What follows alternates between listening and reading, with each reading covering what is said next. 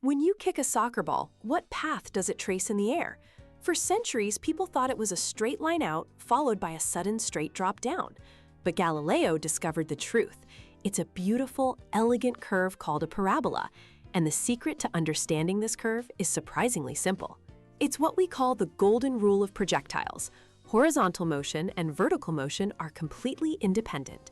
They live in separate worlds and don't affect each other at all. Think of it like this. The horizontal part of the motion is easy. Once the ball is in the air, and ignoring air resistance, there's no sideways force, so it just cruises along horizontally at a constant speed. Simple. The vertical part is also familiar. It's just the story of gravity.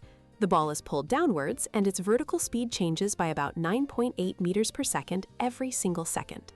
This independence leads to a wild conclusion. Imagine a rifle on a high platform. You fire one bullet perfectly horizontally. At the exact same instant, you drop a second bullet straight down.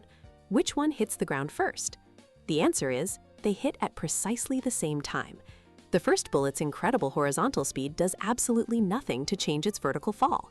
Gravity pulls them both down with the same acceleration, so their vertical journeys are identical. At the very peak of its flight, a projectile's vertical velocity is momentarily zero. It's not going up or down, but it's still moving forward horizontally. This is the point where its total speed is actually at its minimum, before gravity pulls it back down again. Of course, in the real world, air resistance pushes back, shrinking the parabola and making it a bit lopsided.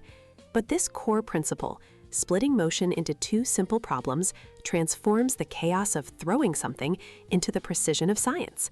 Gravity only pulls down. It never pulls sideways.